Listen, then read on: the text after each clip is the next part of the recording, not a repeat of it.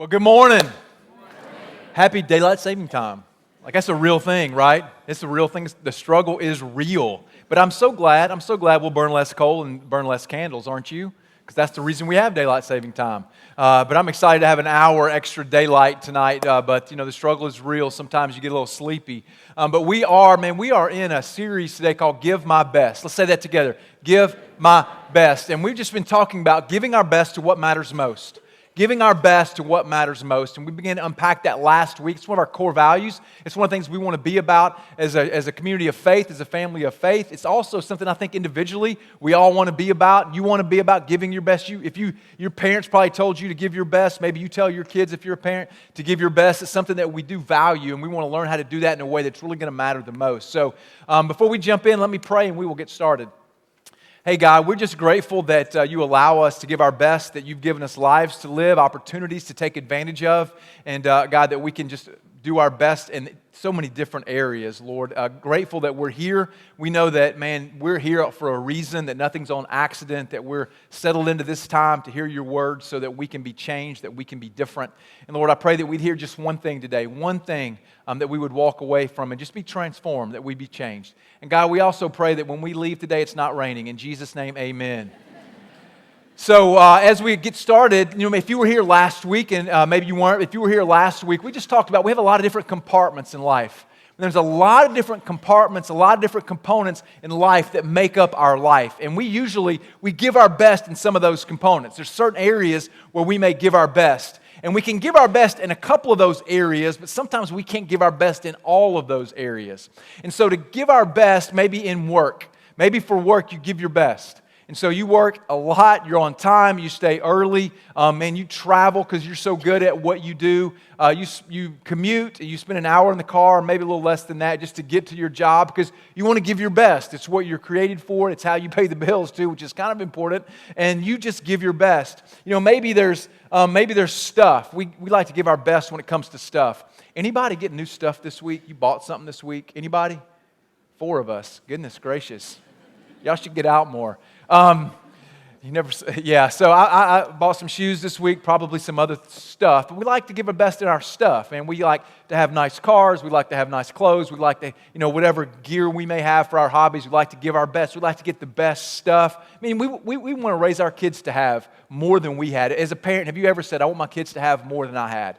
You ever say that? Sometimes it's a parenting technique. It may not always be the best, if we're honest, but, we want them to have better. We want to give our best. And so we give our best in a lot of areas. And for give our best, what it means to us is we give Jesus everything in everything. We give Jesus everything in everything. That's how we give our best, that no matter what component of our life, no matter what box we may be operating in, when we give Jesus everything in everything, He begins to infiltrate our life, begins to transform us, begins to change us, and we're able to make it where God has created us to be, the purpose that we're called to live out. Now the thing we talked about last week are the things that we do. The things that we do. Again, stuff, work, exercise, education, kids, how we spend our money, like all that stuff that we do. And today we want to talk about a little bit different. We want to talk about who we are. Because who you are frames up what you do. Who you are frames up what you do. You generally act within your character. So for instance, you may have a friend and they're upstanding, morally upright, always make good decisions, and you heard them doing something crazy off the rails. You'd be like, that doesn't sound like them, because it would be outside of their character. Who we are frames up what we do. You do basically who you are, and not vice versa. And so we need to learn what is it on the inside, what character trait, what's going to mark us that will drive us and drive our life, drive our decisions, drive how we relate to people, drive conversations that we have, and help us to achieve the purpose that God's created us to have. So it's a little like this. You've heard of muscle memory. Muscle memory. Everybody has muscle memory. So when you type in a password on a website you go to, they ask for a password, you don't even think about it. You just type it in. You don't think about ASDF, I learned that in typing or in computer class. You don't think, you just automate. You've done it so many times, you've repeated it over and over and over again, that your muscle memory just takes over. It just takes over. This happens in driving a lot, doesn't it? Like guys, your wife ever asks you, hey, could you stop by the grocery store and pick up some milk? and you forget and you just drive straight home because of muscle memory, and you're just a terrible husband, you don't want to do it too, but you just automatically drive home because it's just what you do every single day. It's just your muscle memory. Muscle memory drives a lot of how we operate physically. And look at our character. View your character as your muscle memory. What's going on the inside will eventually come out, and it frames up your decisions. And when we begin to be changed in our character, and we begin to be transformed in who we are, then it's going to transform what we do. So last week, we looked at these middle boxes across the top. This week, we're going to look at these two end stacks of boxes that deal with character qualities that will change who we are, which will affect what we do. So let's grab our Bibles. We're going to be in Romans chapter 12. We're going to be in Romans chapter 12. We're going to start out in verse 1. It's a lot. There's a lot of verses in here. You can always grab a paperback, go to the app, and you'll see the verses. But I will talk really fast. And if you listen fast, we'll get through all this. Romans chapter 12. I'm going to start out with the first two verses, and then we're going to kind of go through some different components. Romans chapter 12, verse 1 is where I'm going to start. Now, Paul is the guy who's writing this, and Paul says this. He says, I appeal to you, therefore. All right, so let's stop there for a second. So whenever you're looking at the Bible and you see the word therefore, there's this little cheesy phrase you should always remember. And it's like when you see a therefore, you ask yourself, what is it there for? What is it there for? Because in that word, there's a transition. There's something that's happened. There's some implications of what's been said before. So we want to know, why is it there? What's he been talking about that now I'm going to have to listen? What's he been saying? What's he been teaching? What's he been inspiring us to do that it's about to follow? And so what Paul has been talking about at this point, what it's there for, is he has been talking about just kind of our state, the state of human nature. The fact that we were created in the image of God, and he placed us in this world to just enjoy and bring order to his creation and do the things that he's called us to do.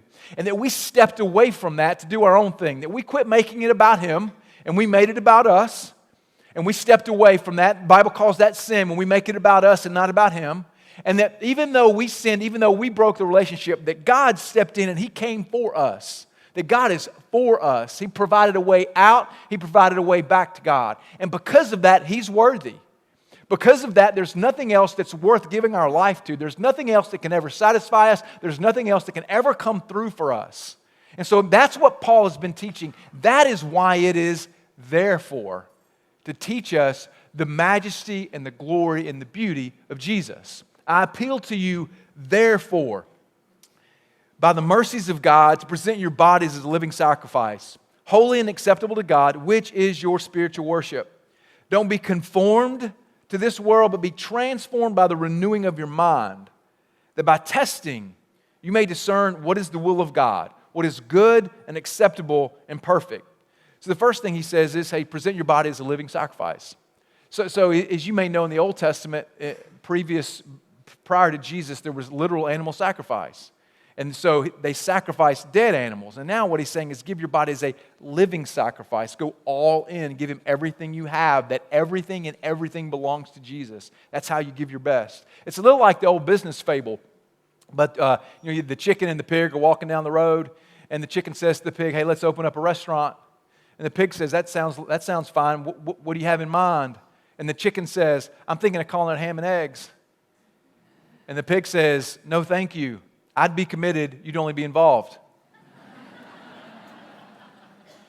And so what Paul is saying is don't be involved. Hey, be committed. Like, be all in. Go all in. Like, present your body as a living sacrifice. This is how you give your best. And that's how you're going to actually prove what God's purpose for your life is by going all in and by giving him your best. Then he goes on to say this. He says, don't be conformed to this world, but be transformed by the renewing of your mind. Don't be conformed to this world, but be transformed by the renewing of your mind. One guy wrote it like this. He said, don't let the world around you squeeze you into its own mold, but let God remold your mind from within. Whenever we see this idea of being conformed in the world, what Paul is referring to specifically is that we have this propensity, we have this habit of worshiping creation rather than Creator. We have this bent towards, we like the things that maybe God can give us. We like the blessing. We like the comfort. We like the happiness.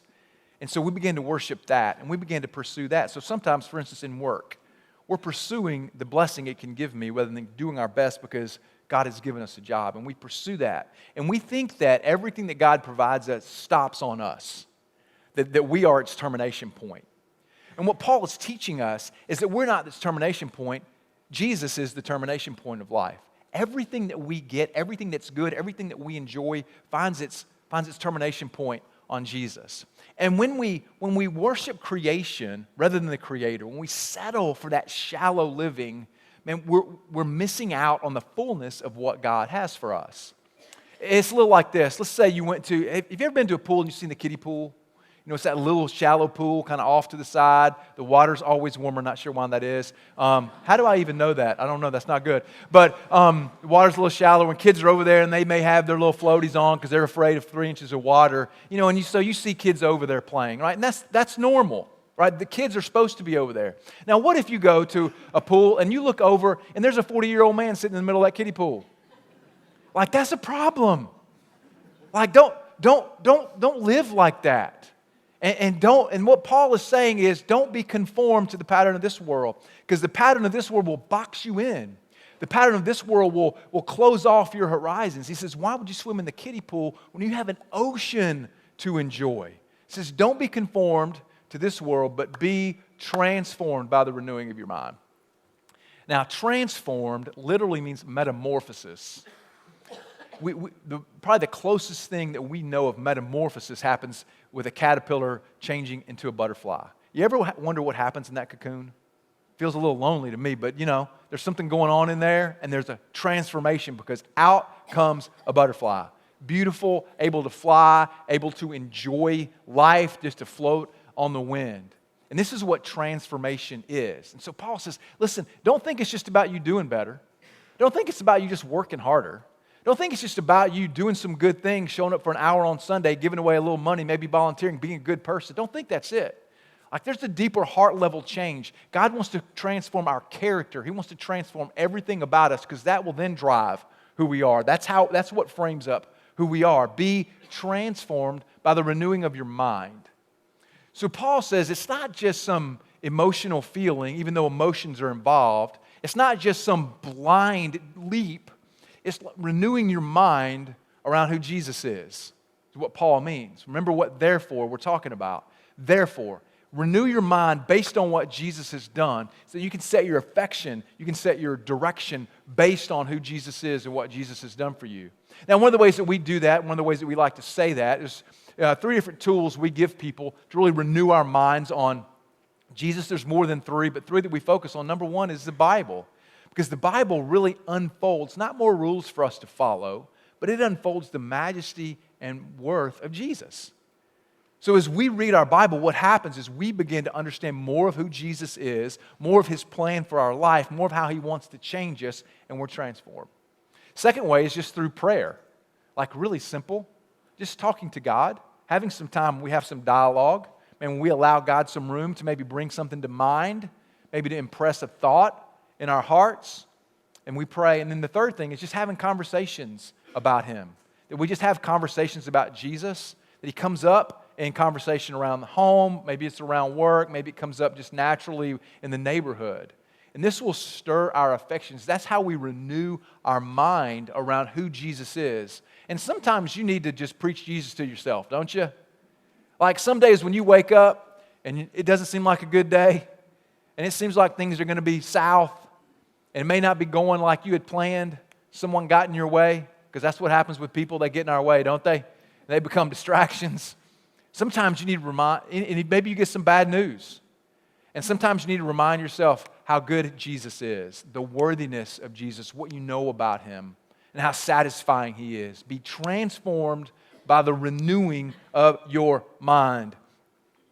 Now, when we do this, it may not change everything that we do, but it'll change how we do everything. So you may still go to work, for instance. You may still exercise. Man, you may still eat and drink. You may still spend money. You may still enjoy entertainment. You're still going to do those things, but it changes how you do it because your character has been transformed. It's been changed. And that's what's going to frame up how you do it. Now, in the verses that follow, Paul goes through what's called marks of a Christian. Marks just means character. If you have your paper Bible, black and white Bible with you, like in your hands, you'll notice, or maybe you're looking up on an app, you'll notice there's a black heading over this particular section of the Bible, and it says, marks of a true Christian. In other words, character of a true Christian. And there's a lot of them. Let me just brief you on that. There's a lot of them. Here's what I want to do. I'm just going to read through them, then I'm going to circle back and just kind of pull out 8 character qualities, man, things that we should be about, things that you, when you think about it deeply, you really would want to be about. So let's look at verse 9. Paul's writing this. He says, let love be genuine, abhor what is evil, hold fast to what is good, love one another with brotherly affection, outdo one another in showing honor. So there's one, but there's more. Don't be slothful in zeal. Anybody in here use the word slothful, by the way? Just means don't be lazy. Don't be slothful in zeal. Imagine you going to work tomorrow and you're having some issues with your staff. You guys are slothful. Like they have no idea what you meant. Tell them they're lazy. No, don't do that. Don't be slothful in zeal. Be fervent in spirit. Serve the Lord. And there's more. Rejoice in hope. Be patient in tribulation. Be constant in prayer. Contribute to the needs of the saints. Seek to show hospitality. Bless those who persecute you. That's easy. Bless and do not curse them. Rejoice with those who rejoice. Weep with those who weep. Live in harmony with one another. Do not be haughty, but associate with the lowly. Don't be wise in your own sight. Repay no one for evil, but give thought to do what is honorable in the sight of all. If possible, so far as it depends on you, live peaceably with all. Man, that's a lot of marks. That's a lot of character qualities. And here's what I believe. I'm going to go through them just a little bit at a time. And I think there's going to be one that screams at you. You're going to feel like it's the biggest box on the stage, even though they're all the same size. Because that's something that maybe God's working on you. It's something that's high on your radar. And maybe you're here today, man, you don't follow Jesus. You're like, I'm not sure about that. I'm not sure why I'm here. Or maybe you came to explore it. And these are character qualities that He will begin to develop in you as you begin to follow Him. Because here's the bottom line is like, on all those, you can't do those yourself. Like there's so many times we may try for a season, but eventually we run out of energy, we run out of motivation and inspiration. It has to be something that changes from the inside, a character change, so that we can give Jesus our everything in everything. And the first quality is love. Like that's a shock, isn't it? You know, the great commandment, Jesus said, love your neighbor as yourself. You know, the first one is love. Now the problem with loving people is what? It's people, isn't it? Like, have you ever thought this? Somebody will do something, you should never say this, but you thought to yourself, that was stupid. And then you thought, stupid hurts. People are stupid. You just kind of thought that all at the same time. And the reality is we've all done some things that probably weren't as intelligent as we would have wished. But man, people can sometimes be difficult. People can sometimes be hard to love. Paul says, man, love. Man, let it be true, let it be genuine. Now, here's a little nuance to what he's saying here, too. As he's writing to this church, one of the qualities he wants love to carry through into our lives, one of the behaviors, is that when we have a friend or someone that we know that follows Jesus, that we see walking off the edge of a cliff, and if we see that they're headed towards some destruction, if we see that they're making bad decisions, and we can see where the road is taking them, then we should speak up. If we have a friend or a spouse or anyone and we see something that's in their life that could be devastating, we should say something to them. We should say something. It's a little like the motto you see around downtown, especially on public transportation. See something, say something. We should say something. If we won't, then who will? And maybe you've had this experience. I know I have. When I've seen people make some decisions I thought were questionable, I didn't step in, I didn't say anything, and later on it led to some really devastating results, and I thought, wish I'd have said something. I wish I had just spoken up, wish I would have loved them enough. Because if you love somebody, what you want for them is their good. So love is first. Love is the first thing, and it kind of paints a brush over everything else. I wonder for you, is there someone in your life right now that you know that's making some bad decisions? They're stepping away from some things that are good from them, and they're stepping into some things that are bad for them. Do you need to say something? Is that a step for you? Is that a character quality? Because if we're giving Jesus everything and everything, that means we want what's good for everybody. And we need to be marked by love. Second quality that we see Paul talk about, I'm going to use the word passion. I'm going to use the word passion. And for this, because it's just this level of intensity. And even the word passion comes from the Easter story when Jesus was crucified. It's called the Passion of the Christ. The Greek word that's used in that is where we get our word passion from. He invented this word. His life invented the word passion. It means we have some energy around it. Have you ever been boiling with anger? That ever happened? Anybody happen? Will you come tell us about that? Just kidding. I think we've had that happen, man. We've boiled with anger before. Man, we get frustrated. We've been around some people that weren't as intelligent as we are, and we're like, why are you doing that? Like, I'm so angry. So, for instance, this last week, I was in Dallas for some meetings. My son lives in Dallas, so I'd stopped to see him, because I'm a great dad. But I stopped to see him, and we were at a crosswalk downtown, and the light turned green. And evidently, the person who was first behind this long line of cars, they didn't see it turn green, evidently, because some bad things happened. So they didn't see it turn green, and the car behind them honked their horn. Now, people in Dallas, I'm just saying, they are angry people. You know, and they're not like people from Atlanta, because we're all so nice and kind. And it's just different. I don't know. It's just different. You know, they wish they were their own country, and so do we. No, I love Texas. So behind him honks the horn, not for 1 second, not for 5 seconds, but all the way down the street, he honks his horn because he's boiling with anger. Now, the word for passion is not boiling with anger, but it's boiling with love. You see, his anger boiled over and got over everybody. And it made people have a bad day. It made things look really difficult. But we're supposed to boil over with love. That our love should get on everybody. Not on everybody's nerves, but it just should get on everybody. Like our love, we should be known by this. This is what Jesus said. You will know them. They will know you by how you love each other. And that's what passion is, man. When we see a wrong, man, we should step in to make it right. When we see someone who needs help, we should step in to lift them up. This is what it means, this passion, this zeal that he talks about. This is a character quality that we need to develop. That we don't find ourselves as too tired or too busy to step in and help. Do you know anybody that has a need right now that maybe you could step in and meet? You know somebody who needs something, and you've kind of wanted to give them their space, you've kind of stayed out of it, but if you just stepped into it, it could be a game changer for them. Then maybe passion is where you need to give Jesus everything in everything. We had love, passion. The next one I want to talk about is attitude. Attitude. This one's kind of funny. Like, I think this is one of the big ones. Do you know people who are always negative? Man, you're around them, and man, the glass is half empty. It's not even full. In fact, they don't even have a glass. It's so bad. And everything's negative, and they're going to complain about the government. They're going to complain about their sports team. They're going to complain about their wife or their husband or the fact they don't have one, which may explain why they don't have one.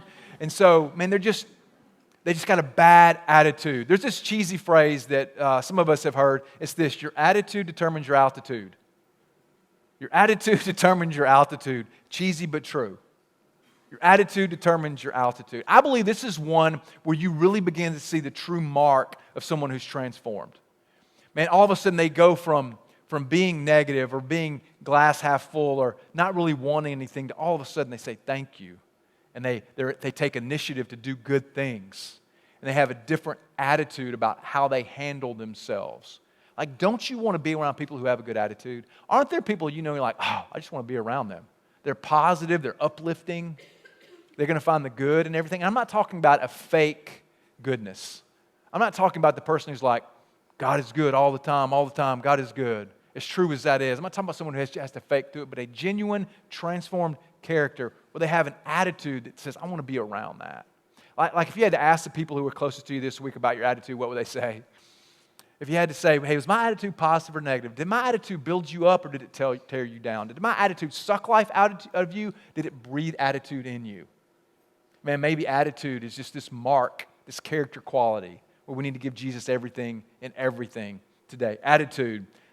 In closing this one out, Einstein said this: weakness in attitude becomes a weakness in character.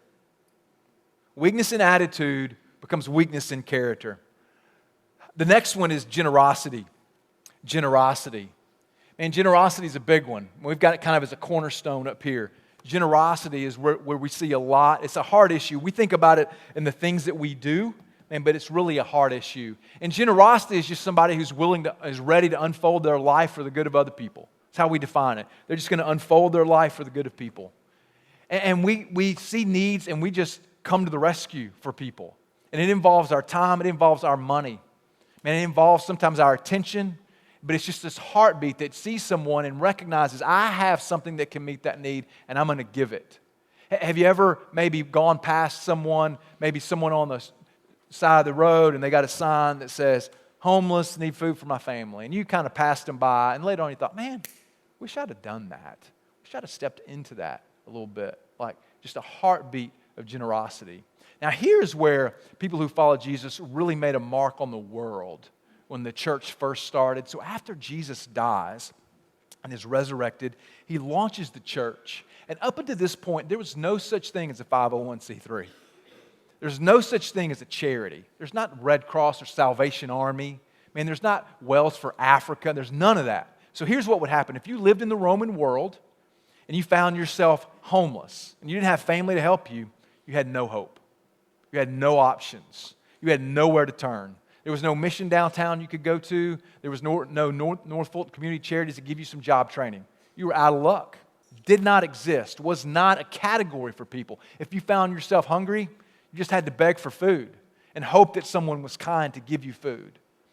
When Christians began to form the early church, the plague broke out in the 2nd century. And they began to serve people who had the plague. They began to take care of their wounds. They began to bury their dead. Some of them caught the plague and died. They were carrying 5,000 bodies a day out of Rome, dead bodies. But the Christians stayed and served. And this is where the modern day charity was born, because of their generosity. It's why now when you go to a downtown area and you see a hospital, it's a Methodist or a Baptist or a Catholic or some denomination. This is where it started.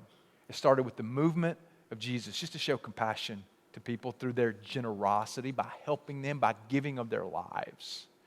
Like, I wonder if there's some area you need to be generous in. And here's an easy way for you to find out if you're generous.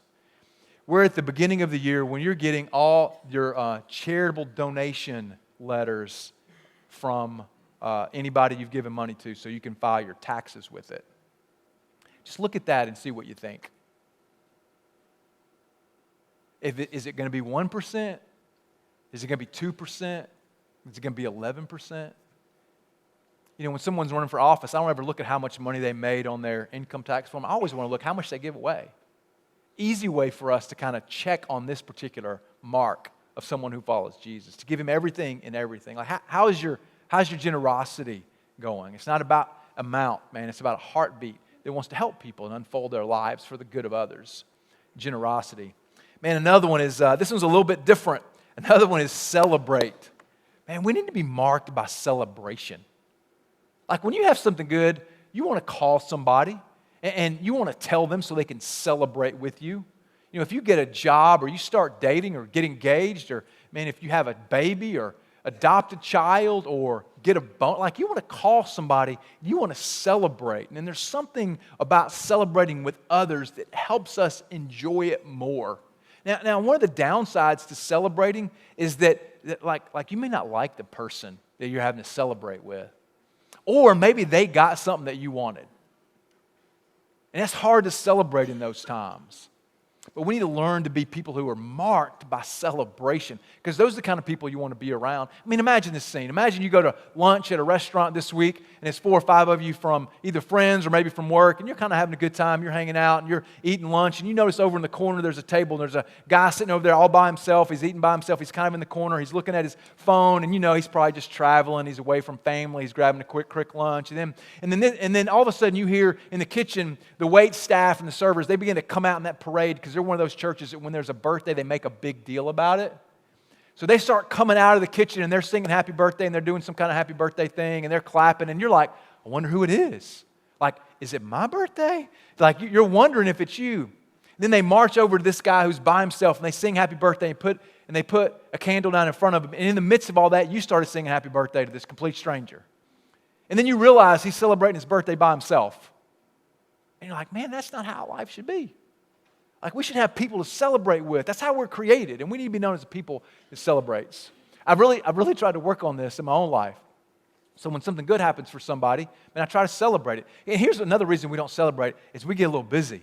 Because like we got the next task to take care of. We got the next hill to climb.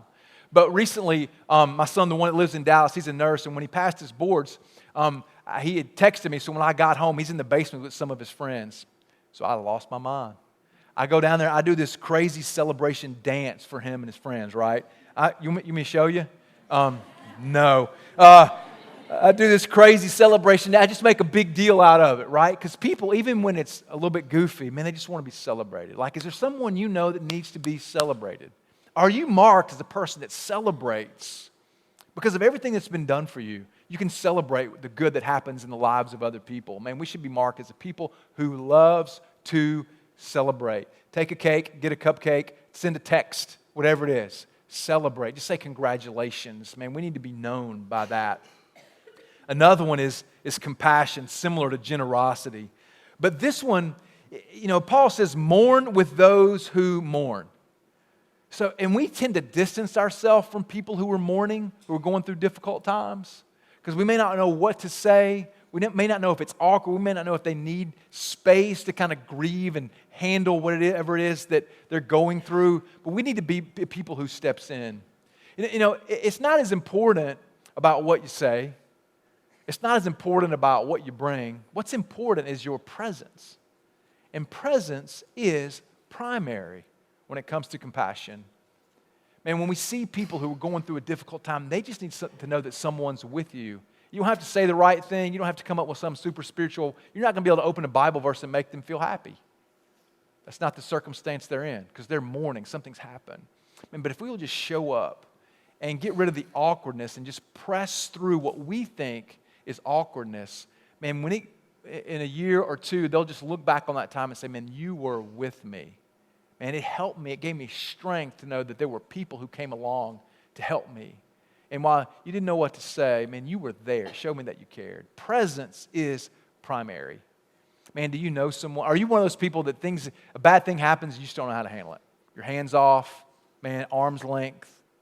Just step into that. Do you know somebody maybe who's going through a difficult time right now and you don't know what to say? You can just call them and say that.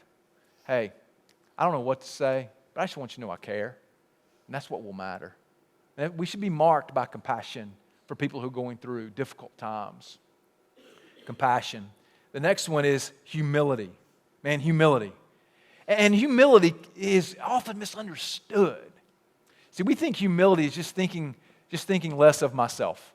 Like just doormats for Jesus. That's what that means. Like if you want to, just run over me, right? And we just live life like we have tire tracks across our forehead. That someone just ran over us. And that's not what humility is at all. Humility is not thinking less of yourself, but it's thinking of yourself less. Because I don't think about myself all the time. Because there's two versions of humility. One is the humility that we're aware of. Look how great I am. Don't you love being around those people, by the way? Let me go hang out with Fred, man. He's going to talk about himself the whole time. I can't wait to see how every story I tell is better than mine. I can't wait. Like, we don't want to be around those people. We know those people. It's all about them. Sometimes that's insecurity, by the way, but it's all about them. But then there's another type of person. And it comes across as humility, but it's still pride. It's the person who does something, you say, thank you, good job. Wasn't me, man. Man, it was just the Lord. It was just those friends of mine. I didn't really do anything. Oh, okay then, never mind. Because what they're doing in that moment, they're putting all the attention on who? On them. Which is not where the attention is supposed to be. Their attention is not supposed to be on them at all. See, humility is the ability to say thank you, to say you're welcome when someone says thank you, but it's also the ability to not care if they don't say thank you. It's the ability just to say you're welcome, or it's the ability to just not even care if no one says thank you. That's humility. Now, Billy Graham's probably one of the greatest examples. You know, we have Jesus first, but Billy Graham, probably one of the greatest examples of humility. They related a story of him recently in his passing about when he received the Congressional Medal of Honor, which is the highest award a civilian can achieve. And so there's a ceremony for him. Now, Billy Graham didn't say, "What are you thinking? Like, I don't do much. I don't do anything." Or he didn't say, "I've been waiting 45 years for this. Where y'all been?" Right? Here's what he said. He said, "This is a great honor, and I'm so grateful for the thoughtfulness behind it." And then he said this, "Man, the award should really go to our whole team that's been serving me for 45 years because everything we've done together. But I'm honored to receive this award on our team's behalf. I'm so grateful for all of this kindness." Compare that to the modern day celebrity trying to build their own brand. It's different. Don't be conformed. Remember what it's there for. Like, I wonder do you have this sense of humility, or is it always about you? Does every conversation turn to be about you? Does everything that's about somebody else, you've kind of figured out how it's about you and that's what you focus on? Or do you have humility where you're like, I'm important, but so is everybody else. I'm valued, but so is everybody else. And we need to be people who live with humility, this settled confidence that helps us navigate every situation. Humility. And then the last one, that's the hardest one, is forgiveness. Forgive. And we have to be people who are marked by a forgiving spirit, by forgiving others. Forgiving means something bad's been done to you. Something wrong has been done to you. Something that was painful has been done to you. It may have been abuse. It may have been abandonment. It may have been someone who climbed over you on their way up the career ladder.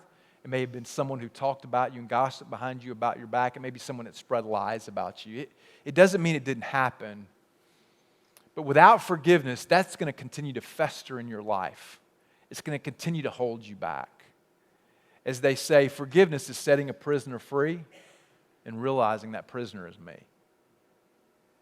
And for some people, you've harbored unforgiveness. Man, and what was done to you was devastating, malicious. But as long as you harbor that, you're going to be bitter, you're going to be aggravated and frustrated, and you're not even going to really know why. See, what you're going to think is that you put it all over here in this other little box, and you only think about it from time to time, but you really think about it all the time. Here's a good way to know if you're in this camp. Have you been, at any point this week, driving down the road or maybe brushing your teeth or taking a shower, and you were having a conversation in your mind about somebody else?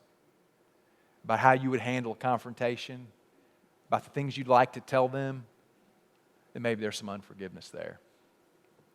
When I was a kid, I was playing out in the front yard, and I was running across the yard. And as I ran across the yard, I fell down, skinned my knee. No big deal, right? So run inside, get it cleaned up, come back out. 4 days later, I'm sitting in class, and I'm in the 4th grade. I'm sitting in class, and man, I'm feeling terrible. I've got a fever. I'm kind of sweating a little bit. I'm achy all over. And I've got some extreme pain in my upper hip on my right side. And I couldn't figure out what was wrong.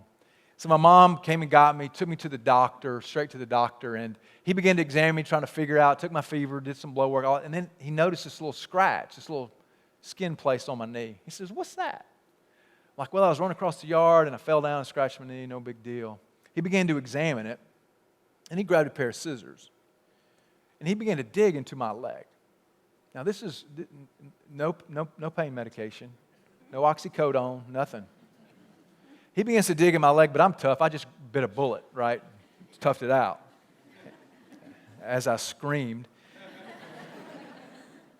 So he digs into my leg, and out of my leg, he pulls a 1/2-inch piece of glass. It was making my whole body sick. See, this one little wound that I thought was over with, thought was healed, thought was better, was affecting everything about me. This is what unforgiveness does in our lives. It's a great picture when we don't forgive. And you can't do that on your own. Neither can I. And it requires being transformed. It requires giving Jesus everything in everything. It requires a character change, a mark, something on the inside that makes its way to the outside. Now, that's a lot of marks. And that's just scratching the surface. And we want to be the kind of people that, and we don't settle for the kiddie pool. And that we begin to fight through everything so we can live out and let Jesus change our character, these character qualities in our lives. Like, which one jumped out for you? Which one was it? And the way that we change is, again, it's by renewing our mind, focusing it on Jesus. So what we want to do today is as we close our service today, we want to do that. We want to focus our attention on Jesus so that whatever character quality he needs to grow in our lives, he can. So I'm going to invite the band to come out as we close our service today, just by recognizing and remembering everything that Jesus has given us. Man, his worth, his beauty, his majesty, that we've been forgiven, that he showed us how to be humble, man, that he gave us love, man, that he gave us compassion. He was so generous that he gave us everything so that we could have life. So if you would, let's all stand together. I'm going to pray for us, and then we'll worship together as we close.